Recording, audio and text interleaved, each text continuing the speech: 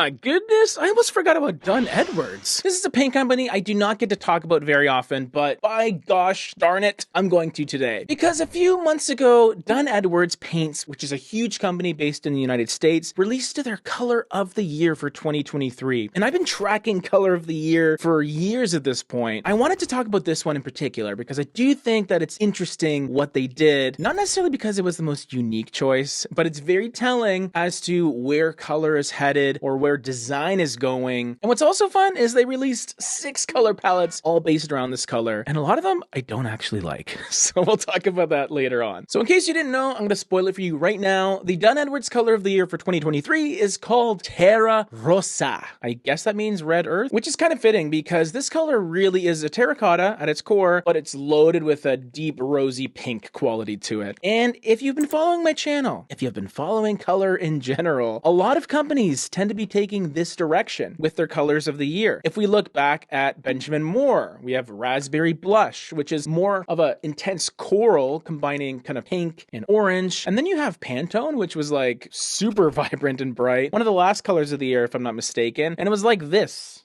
sort of color. It was called Viva Magenta, and it was very much a red-leaning deep magenta hue, very, very vibrant. But that's acceptable for a non-paint company. Pantone is more than just house paint and architectural coatings. They do all things design, graphic design, fashion, everything. And then you have Sherwin-Williams, which Red and Point was their choice for color of the year. And at the time, it was like, oh, it's kind of like a pinky kind of brown color. But compared to these other colors, this just looks brown now. Terra Rosa, to me, sort of feels like a combination of all three put together. It's a pretty deep color. Its LRV is in like the bottom third of colors. So it's meant to be something pretty bold, but it has that Red and Point sort of dusty quality to it. It's not nearly as vibrant as the other two colors we talked about, which is very clear once you have them all together. Like, look at that. And then look at this. Holy. They also released a video on YouTube sort of promoting the color, and I just want to play a bit for you. This makes everything look so great. You know, family, togetherness, laughter, and everything looks a bit pinky. Rose-colored glasses, I think, is what they're going at. So subconsciously, you're like, oh yeah, I love that color. I want to feel what these people are feeling. I want to make my whole house pink. I see what you're doing, Dunn-Edwards, trying to play mind games. So what do I think of this choice? Well, to be honest, I'm rather unimpressed. I'm not very inspired by it. I don't think it's a color that is mega practical either,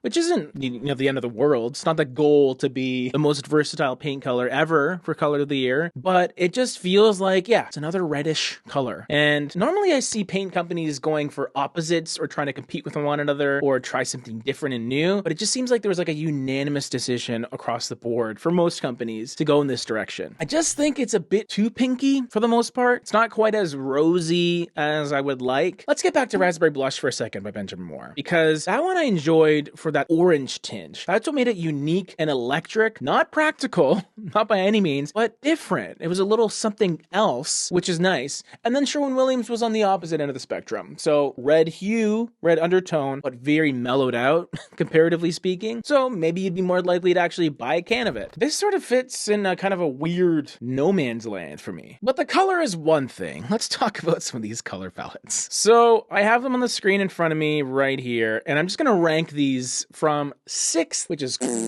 to first. So right off the bat, ready for fun, ready for a 6th place, because it's awful. I just think that this palette would look way better if Terra Rosa wasn't even there. Like the yellow, the red, it's very like, you know, 2007 Office, trying to be hip and energetic, and at least it has a direction. But then you add Terra Rosa, which sort of just doesn't really fit. The next worst one to me, unfortunately, is Mad for Monochrome, which essentially is just a monochromatic palette. And I don't mind a monochromatic look, but when it's just all shades of pink, there's not enough variety or depth there to me. Because Terra Rosa is the darkest color on this bunch. If it was like a blue monochromatic scheme and you had like sky blues down to navy, then I feel like you have enough to work with. Here, there's like 3 or 4 of these colors you don't even need. So not a huge fan. My first crush isn't terrible because it is kind of still monochromatic, maybe a little adjacent. So you have some slight deviations towards the warmer kind of creamy beige peach colors, but at least there's variety there. And you have some great off off-whites, like romantic is really, really nice. Crushed cashew brings some warmth, so there's just more depth to it. So if I were to do something in the monochromatic side of things, I'd probably go with that instead. Beach day is next up, and this is getting better, you know? I like variety, right? You got some green in there, so you know I love green. Hello. And then, of course, you have a little bit of peach, whatever. Some bright yellow, nice pop, but maybe not practical as a paint color. And then beautiful white sand, aloe plant, and thundercloud. Those are great colors. It just seems a little more fleshed out and well-rounded. So that leaves the two palettes at the end, health and well-being and introspection. This one's kind of a tricky one for me because my gut says, oh yeah, health and well-being, man. I love my organics. I love my earthy colors, my greens, my taupes. I think I like introspection the best out of these. And I'm very surprised because it looks like there's a lot of gray there, but what you actually have is cooler leaning colors. So blue undertone grays, even kind of an indigo sort of periwinkle color in Tranquil Sea, and then Gallery Gray, which is just a great solid neutral that you can use as the base. And then guess what? Terra Rosa becomes the accent color. And I think that's really the way that I would conceivably use it in a palette, is have something very much mellowed out, desaturated neutral, maybe even cool leaning, a little more complementary, and then you have that beautiful deep rich pink hue to really pop out in those little pockets. That's my favorite implementation of it. I think it's the most interesting palette of the bunch, believe it or not. Although if I were to use one in my home, it would be health and well-being, not gonna lie. I need you to tell me which of these palettes you like, if any, and then what do you think of the color, Terra Rosa? Is it already out of style? Has it been too long? Let me know. Check out this color of the year if you do kind of like that red undertoned color, because there's been a lot this year.